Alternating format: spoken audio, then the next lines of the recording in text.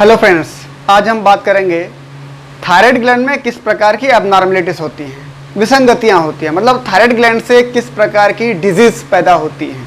ठीक है, तो सबसे पहले हम इसका मतलब देख लेते हैं कि एबनॉर्मलिटीज का मतलब क्या होता है। कि थायराइड ग्लैंड यदि नॉर्मली फंक्शन करता तो जितना भी थायरॉक्सिन हार्मोन बॉडी में रिलीज करता, तो हमारे बॉडी में, हमारे ब्लड में थायरॉक्सिन का लेवल कितना तक नॉर्मल होता। तो इसकी अगर बात करें हम कि यदि 4.6 से लेकर के 12 माइक्रोग्राम थायरॉक्सिन हार्मोन यदि हमको 100 ml ब्लड में दिखाई दे रहे हैं, यदि हम 100 ml ब्लड निकालते हैं, ठीक है, तो उसमें यदि 4.6 से लेकर के 12 माइक्रोग्राम तक अगर बीच में कुछ भी वैल्यू आता है, अगर उतना थायरॉक्सिन हार्मोन मिलता है तो वो कैसा है, नॉर्मल वैल्यू या नॉर्मल लेवल, नॉर्मल कॉन्सेंट्रेशन। यदि 4.6 माइक्रोग्राम से उस 100 ml ब्लड में थायरॉक्सिन लेवल कम मिलता है, तो इसका मतलब थायराइड ग्लैंड नॉर्मल काम नहीं कर पा रहा है। ठीक है, तो एबनॉर्मलिटीज हो जाएंगी। यदि 12 माइक्रोग्राम से थायरॉक्सिन की लेवल उस 100 ml ब्लड में ज़्यादा मिलता है, तो भी नॉर्मल फंक्शन नहीं कर रहा है, वो ज़्यादा काम कर रहा है, हाइपर एक्टिव हो गया है, तो भी वो नॉर्मल नहीं है। तो दो कंडीशन हो सकती हैं कि हो सकता है कि थायराइड ग्लैंड कम काम करे और हो सकता है थायराइड ग्लैंड ज़्यादा काम करे, और दोनों ही कंडीशन में क्या है, वो एबनॉर्मल है। तो इस घटना को क्या बोलेंगे हम, एबनॉर्मलिटीज ऑफ थायराइड ग्लैंड। ठीक है, तो देख लेते हैं इसको हम। दो कंडीशन है कि यदि थायरॉक्सिन हार्मोन की लेवल इतने से 4.6 से कम मिलता है ब्लड में, इसका मतलब थायराइड ग्लैंड नॉर्मल फंक्शन नहीं कर पा रहा है, कम कर रहा है। तो उसको क्या बोलेंगे हम, हाइपोथायरॉयडिज्म। क्या बोलते हैं जी उसको हम, हाइपोथायरॉयडिज्म। हाइपो मतलब क्या होता है, कम। ठीक है, थायराइड ग्लैंड का कम काम करना। जस्ट उल्टा देख लेते हैं, यदि ब्लड में थायरॉक्सिन की कॉन्सेंट्रेशन 12 माइक्रोग्राम से ज़्यादा मिलता है 100 ml ब्लड में, तो इसका मतलब यह है कि थायराइड ग्लैंड नॉर्मल से ज़्यादा काम कर रहा है, मतलब हाइपर थायरॉयडिज्म। ठीक है, क्या बोलेंगे उसको हम, कब बोलेंगे उसको जी, जब थायरॉक्सिन की लेवल नॉर्मल से ज़्यादा हो जाए। नॉर्मल वैल्यू लिख दिया गया यहाँ पर, नॉर्मल से जब ज़्यादा हो जाए तो उसको क्या बोलेंगे हम, उस घटना को हाइपरथायरॉयडिज्म। हाइपरथायरॉयडिज्म आया समझ में।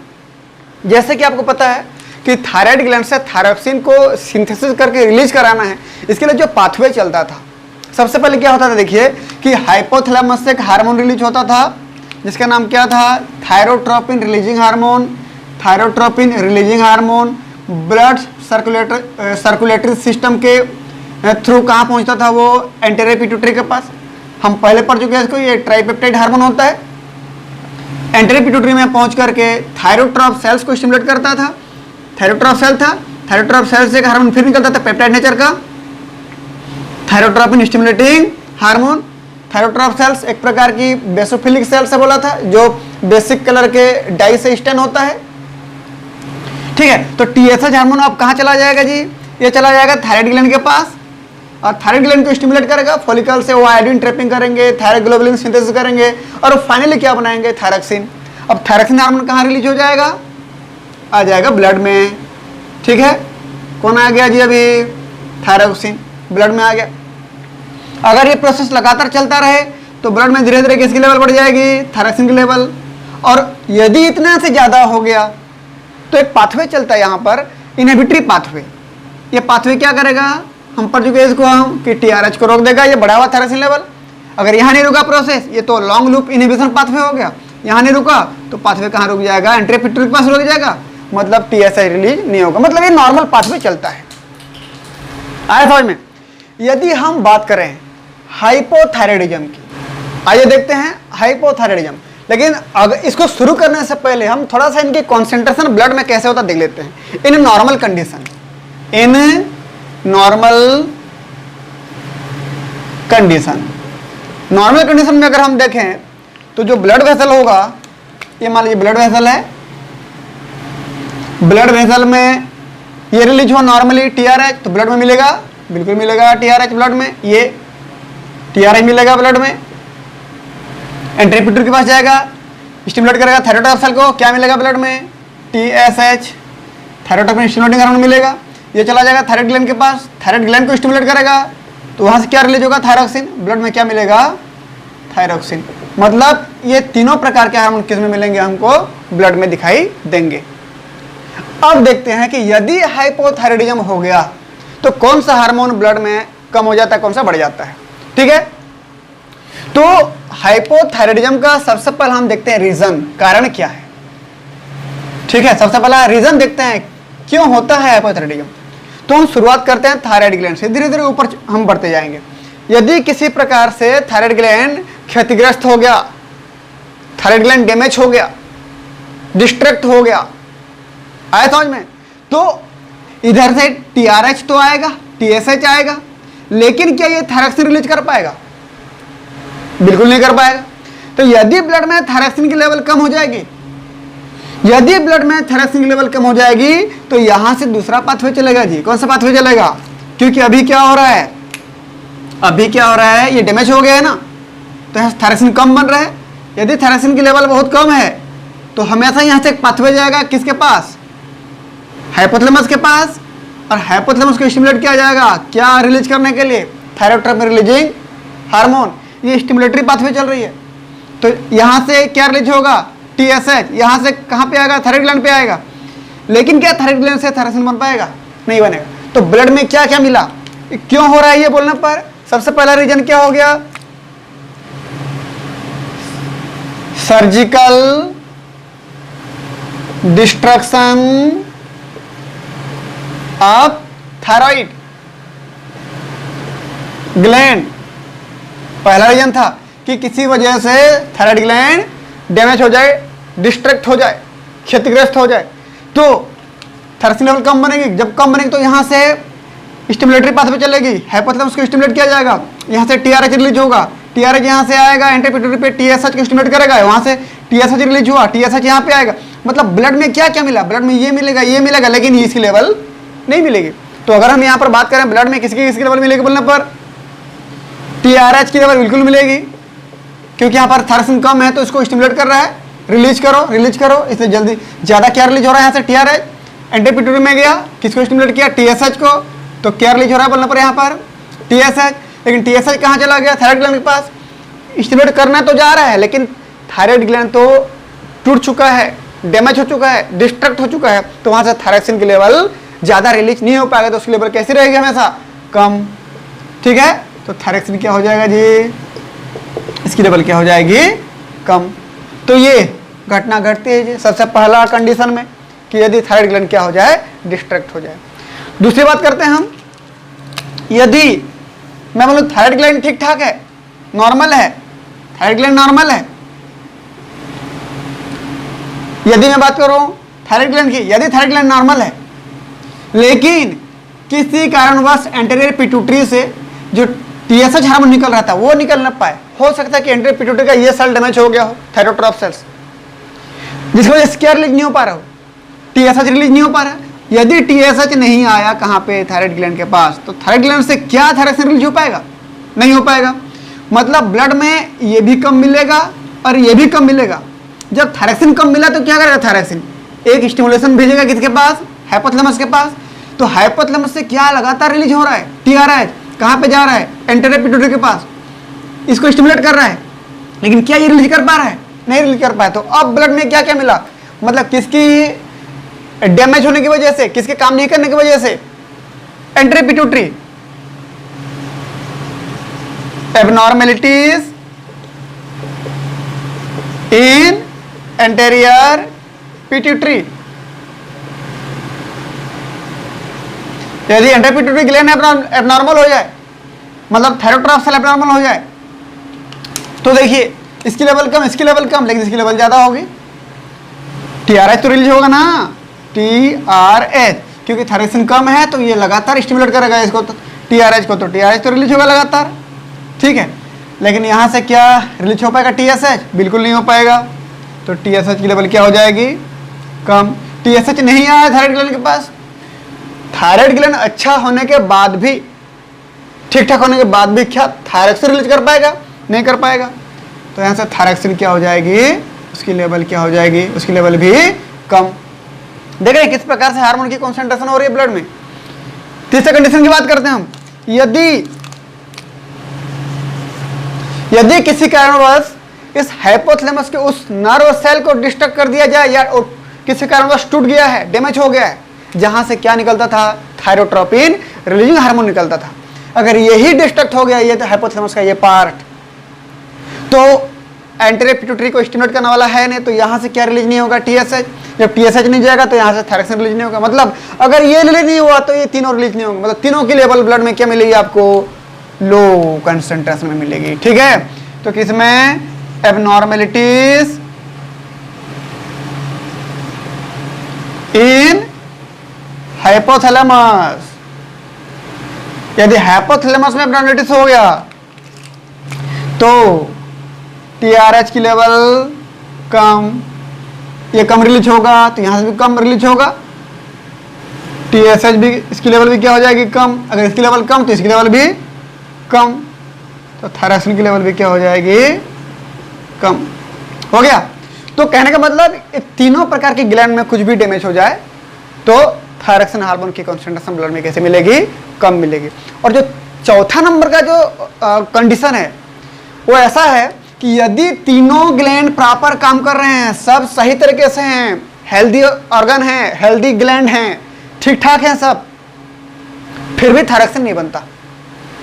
कैसे नहीं बनता, देखिए मैं बोला कि यहां से thyroxine, thyrotropin releasing hormone release हुआ, एंटीरियर पिट्यूटरी में गया, यहां से TSH को रिलीज करवाया, TSH चला गया थायराइड ग्लैंड में। अब थायराइड ग्लैंड में जाकर के क्या काम करता था TSH, तो सबसे पहला काम करता था कि थायराइड ग्लैंड के फॉलिकल में फॉलिकुलर सेल को थायरोग्लोबुलिन प्रोटीन बनाने के लिए स्टिमुलेट करता था। ये थायरोग्लोबुलिन प्रोटीन कहाँ जाता था, कॉलोइड के अंदर। ये पहला प्रोसेस हो गया। दूसरा प्रोसेस क्या करते थे, दूसरा प्रोसेस यही TSH क्या करेगा कि जितना भी आयोडीन हमने फूड सोर्स से लिया था, ब्लड में गया था, वो आयोडीन को ट्रैप करके कॉलोइड तक पहुंचाना था। तो ये दोनों काम होता, फिर क्या बनता, थायरॉक्सिन।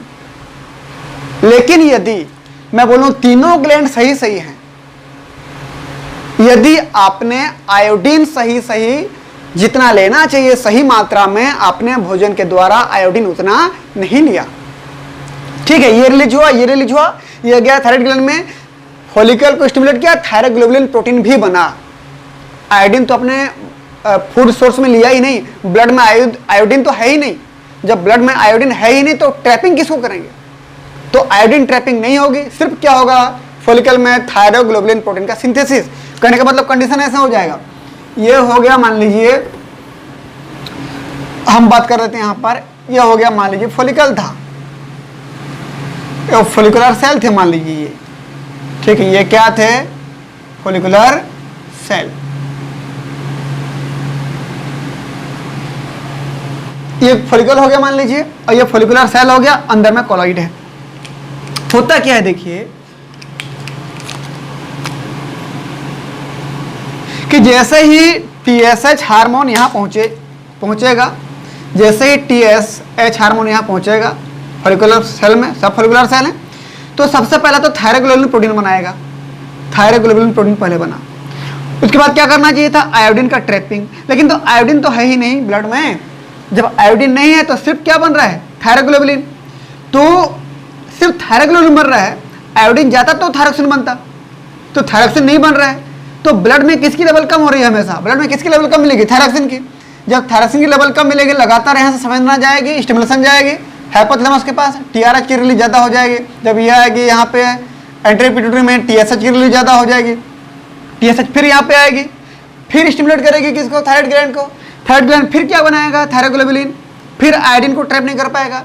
तो सिर्फ क्या हो रहा है, तो सिर्फ और सिर्फ क्या बन रहा है, फॉलिकल में थायरोग्लोबुलिन बन रहा है, आयोडीन का ट्रैपिंग नहीं हो रहा है और थायरॉक्सिन नहीं बन पा रहा है, सिर्फ थायरोग्लोबुलिन बन रहा है, जिसकी वजह से इस फॉलिकल के अंदर कॉलॉइड में थायरोग्लोबुलिन का लेवल धीरे धीरे बढ़ते जाता है, इतना बढ़ जाता है कि ये अब कुछ इस प्रकार से दिखाई देता है, इतना फूल जाता है, ये स्वेलिंग हो जाती है इसमें, ठीक है जी, इसमें क्या हो जाती है, ये स्वेलिंग, देख सकते हैं ये फॉलिकल कितना बड़ा हो गया, जो एक फॉलिकल जो बहुत छोटा सा था इतना बढ़ गया। क्यों बढ़ गया बोलने पर, क्योंकि अंदर के कोलॉइड में क्या बढ़ गया, थायरोग्लोबुलिन प्रोटीन का लेवल बढ़ गया। क्यों बढ़ गया जी, ये थायरोग्लोबुलिन आयोडीन से बाइंड होकर के थायरॉक्सिन बना था, लेकिन आयोडीन तो है ही नहीं, तो थायरॉक्सिन कैसे बनाएगा, इसलिए सिर्फ थायरोग्लोबुलिन के फॉर्म में रह गया, जिसकी वजह से अंदर कोलॉइड में कोलॉइड का जो स्पेस था वो स्पेस बढ़ गया और कोलॉइड की मात्रा बढ़ गई, थायरोग्लोबुलिन की मात्रा बढ़ गई। जब एक छोटा सा फॉलिकल इतना बड़े साइज का हो गया, अब सोचिए जो थायराइड ग्लैंड जो बाइलोब था उसमें बहुत सारे फॉलिकल थे, सब फॉलिकल जब ऐसे फूल जाएंगे तो पूरा ये गर्दन वाला हिस्सा, ये पूरा पोर्शन क्या हो जाएगा, फूल जाएगा। उसको बोलेंगे हम गोइटर डिजीज। क्या बोलते हैं उसको हम, गोइटर डिजीज, या उसको बोलते हैं हम एंडेमिक गोइटर डिजीज। एंडेमिक क्यों बोलते हैं जी, एंडेमिक इसलिए बोलते हैं, एंडेमिक क्यों बोलते हैं इसको हम, एंडेमिक गोइटर क्यों बोलते हैं, गोइटर मतलब क्या, घेंगा डिजीज, ठीक है, घेंगा रोग बोलते हैं। तो एंडेमिक गोइटर क्यों बोलते हैं, एंडेमिक मतलब किसी क्षेत्र विशेष में मिलेगा, किसी निश्चित जगह पे मिलेगा। कौन सी जगह पे मिलेगा, ऐसे जगह पे जहां पर क्या नहीं मिलता है, आयोडीन नहीं मिलता है, उस एरिया में मिलेगा। जैसे हिली एरिया हो गया, पहाड़ी वाला क्षेत्र हो गया, पहाड़ी क्षेत्र में आयोडीन क्यों नहीं मिलेगा, जैसे बरसात होती है पहाड़ी क्षेत्र से पानी वहां तो टिकेगा नहीं, पानी तो बहते हुए नीचे तक चला जाएगा, समुद्र में चला जाएगा। क्योंकि आयोडीन जो होते हैं वाटर सॉल्युबल होते हैं, बरसात के पानी में उस पहाड़ी एरिया में जितने मिट्टी में जो आयोडीन थे सब आयोडीन पानी में घुल करके कहाँ चले गए, समुद्र तक चले गए। तो ऊपर में जो हिली एरिया तो वहाँ का आयोडीन लेवल तो कम हो गया, तो वहाँ पे जो भी खेती करेंगे, जो भी प्लांट उगाएंगे, जो भी फूड मटेरियल वहाँ पर प्रोडक्शन होगा उसमें आयोडीन का मात्रा नहीं रहेगा, और उसी भोजन को वो लोग करेंगे, भोजन के रूप में लेंगे तो उनमें उनके बॉडी में आयोडीन की कमी रहेगी, आयोडीन की कमी रहेगी तो इस प्रकार की कंडीशन दिखाई देगी। वो केवल उसी क्षेत्र में दिखाई देगी जिस क्षेत्र में आयोडीन की कमी है, तो क्या बोलेंगे इसको हम, एंडेमिक गोइटर। क्या कोस्टल रीजन पे, समुद्री किनारे आसपास जो शहर हैं, जो बसे हुए हैं लोग, वहाँ पे क्या गोइटर डिजीज होगा, बहुत कम चांस, नहीं के बराबर होगा। क्यों, क्योंकि हिली एरिया से जितना भी आयोडीन है पानी में बहते हुए कहाँ चले गए, वो समुद्र में चले गए, तालाबों में चले गए, नदियों में चले गए, तो उन एरिया में रहने वाले इंसानों में इस प्रकार की गोइटर डिजीज दिखाई नहीं देगी। ज़्यादातर कहाँ दिखेगा बोलने पर, हिली एरिया में। इसलिए चूंकि इंडियन गवर्नमेंट ने इंडिया में ऐसा नमक घर घर तक सप्लाई करवाया था जिसमें आयोडीन पाया जाता है। क्यों, क्योंकि यदि आयोडीन नहीं होगा तो कौन सा डिजीज हो जाएगा, एंडेमिक गोइटर हो जाएगा। आया समझ में। अब आगे देखते हैं कि यदि हाइपोथायराइडिज्म हो गया तो हम कैसे पता करेंगे कि उस पर्सन में, उस इंसान में थायरॉक्सिन की कमी हो गया। कुछ सिम्टम्स दिखाई देंगे हमको, तो अब बात करते हैं हम किसके, उसके हाइपोथायराइडिज्म के सिम्टम्स की। तो सबसे पहला सिम्टम्स क्या है, देखिए हम इसको एक एक करके कोरिलेट करते जाते हैं। सबसे पहला देखिए, तो यदि थायरॉक्सिन लेवल कम हुई तो बॉडी में BMR बेसल मेटाबॉलिक रेट क्या हो जाएगा, कम, क्योंकि थायरॉक्सिन होता है तो मेटाबॉलिज्म को प्रमोट करता था, यदि थायरॉक्सिन नहीं है तो मेटाबॉलिज्म कम हो जाएगी। तो सबसे पहला क्या हो जाएगा, BMR basal metabolic rate decrease, पहला फंक्शन। दूसरा देखते हैं, यदि बेसल मेटाबॉलिक रेट डिक्रीज हो गया, होता क्या था, यदि मेटाबॉलिज्म चलती थी तो बहुत से प्रकार के जो एनर्जी थे ATP फॉर्म में वो ब्रेकडाउन होते थे, हाइड्रोलिसिस होते थे, तो वहाँ से एनर्जी निकलती थी और एनर्जी हीट के रूप में निकलती थी, तो बॉडी पूरा कैसा रहता था, हीट रहता था, बॉडी में एक टेम्परेचर बनती थी। अब आप बताइए, यदि थायरॉक्सिन की लेवल कम है तो मेटाबॉलिज्म नहीं हो पा रहा है, तो हीट जनरेट नहीं हो पा रहा है, तो बॉडी में हीट की क्या होगी, कमी होगी। हीट क्यों बनाते थे, बाहरी इन्वायरमेंट के साथ हम अपने आप को तालमेल बनाए रखने के लिए क्या बनाते थे, हम हीट बनाते थे। तो अब क्या होगा, जैसे मान लीजिए बाहर में ठंड हो गया, बाहर में ज़्यादा ठंड मौसम हो गया, तो ठंड का इन्वायरमेंट हो गया बाहर में, तो हमारा बॉडी क्या करेगा, हीट जनरेट करता था, उसको मेंटेन करके बॉडी को बैलेंस बनाता था। अब क्या होगा कि यदि बाहर में ठंड हो गई, इन्वायरमेंट ठंडा हो गया, क्या हमारा बॉडी हीट बना पाएगा, नहीं बना पाएगा। क्यों नहीं बना पाएगा, क्योंकि थायरॉक्सिन की लेवल कम है, मेटाबॉलिज्म नहीं हो पा रहा है, तो हीट नहीं बन पा रहा है। तो ऐसे बंदे उस ठंड को, उस कोल्ड को टॉलरेट नहीं कर पाएंगे, उनका बॉडी अकड़ जाएगा। ठीक है, तो दूसरा नंबर क्या हो जाएगा, पुअर टॉलरेंस। Toward cold. समझ में आया? मतलब कि ठंड के प्रति कम सहन शक्ति, मतलब ज्यादा सहन शक्ति इनके पास नहीं होता। ठंड जैसे ही बढ़ जाएगी इनका बॉडी ये कर सकता है। क्यों बोलने पर? क्योंकि टेम्परेचर जनरेट नहीं हो पाती है। तीसरा देखते हैं, लेथार्जीनेस। लेथार्जीनेस मतलब होता है सुस्तपन, आलसीपन। क्या होता है जी कि यदि थायरॉक्सिन होता तो ग्लूकोज का मेटाबॉलिज्म होता, ग्लाइकोलाइसिस चलता, क्रेब्स साइकिल चलता, इलेक्ट्रॉन ट्रांसपोर्ट चेन चलता, हम एटीपी बनाते, बहुत सारे एटीपी बनाते। आया समझ में? तो यदि ये सब प्रोसेस नहीं चल रहा है तो हमारे बॉडी में एनर्जी नहीं बन रहा है, एटीपी नहीं बन रहा है, बॉडी एनर्जेटिक नहीं रह पा रहा है। अगर बॉडी में एनर्जी नहीं बना तो कैसे हो जाएंगे हम? आलसी हो जाएंगे। तो बॉडी कैसा रहेगा? सुस्त पड़ा रहेगा। आया समझ में? उसको क्या बोलेंगे हम? लेथार्जीनेस। अगला देखते हैं कि क्या होता है जिसके बॉडी में थायरॉक्सिन की लेवल कम हो गई, उनमें क्या होता है? स्किन के नीचे मतलब सब क्यूटेनियस पार्ट पे सेमी फ्लूइड अर्ध तरल पदार्थ जमा हो जाते हैं। कहाँ पे?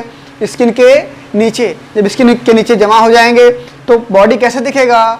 थोड़ा सा वेट बढ़ेगा, वजन बढ़ेगी, बॉडी फुला फुला दिखेगा, पॉफी टाइप का दिखेगा, सूज गया जैसे दिखाई देगा। आया समझ में? तो क्या बढ़ेगी? वेट इंक्रीज,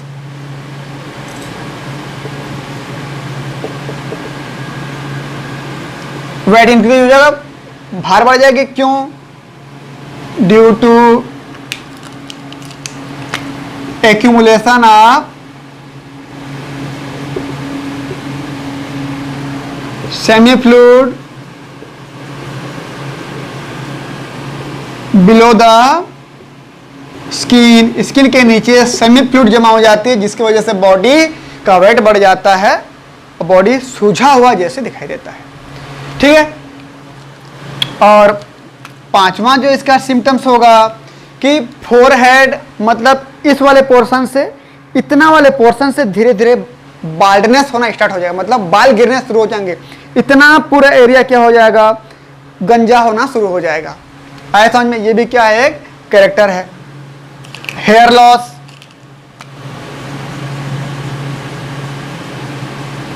फ्रॉम स्कार्फ मतलब फोरहेड मतलब इस वाले भाग से बाल गिरना शुरू हो जाएंगे। तो ये जो 5 इंपॉर्टेंट सिम्टम्स हैं, इनके आधार पर पहचान सकते हैं कि उस पर्सन के बॉडी में थायरॉक्सिन की लेवल कम हो गया। अब क्यों कम हुआ है उसको फिर आगे हम टेस्ट करके पता कर सकते हैं कि क्या रीजन है, क्या कंडीशन है जिसकी वजह से थायरॉक्सिन हार्मोन कम हो गया है। एक चीज और देखिए, हम इसके पहले लेक्चर में बात किए थे कि यदि बच्चों में थायरॉक्सिन लेवल कम हो जाए, क्या बोलेंगे उसको हम? In child. यदि बच्चों में थायरॉक्सिन लेवल कम हो जाए क्या बोलेंगे? क्रेटिनिज्म कहा जाता है उसको। उस कंडीशन में क्या बोलेंगे हम? क्रेटिनिज्म। इसके 2 इंपॉर्टेंट कैरेक्टर हैं जी। उन बच्चों में स्किन कैसे हो जाती है? ड्राई हो जाती है, तो ड्राई स्किन। और एक कैरेक्टर होता है मेंटली रिटार्डेड, थोड़ा ब्रेन अच्छे से प्रॉपरली काम नहीं कर पाता है, मेंटली रिटार्डेड। यदि हम इन एडल्ट की बात करें, यंग स्टेज में अगर हो जाए ऐसा, तो इन एडल्ट उसको बोलते हैं मिक्सिडिमा। किस नाम से जानते हैं उसको हम? मिक्सिडिमा। ठीक है, मिक्सिडिमा। इसके भी 2 इंपॉर्टेंट कैरेक्टर हैं। मेंटली रिटार्डेड तो होगा, ब्रेन प्रॉपर काम नहीं करेगा। दूसरा, इसमें बॉडी क्या है? फूला हुआ दिखेगा। क्यों? अभी बात कहते हैं हम, स्किन के जस्ट नीचे सेमी फ्लूइड जमा हो जाएंगे तो बॉडी कैसे दिखेगा? पफी दिखाई देगा। ठीक है, पफी अपीयरेंस, बॉडी सूझा हुआ दिखाई देगा। और मेंटली कैसा होगा? ये भी रिटार्डेड। ये तो इस प्रकार से थायरॉक्सिन की कमी से क्या क्या कंडीशन हो सकती है हमने उसकी बात कर लिया है।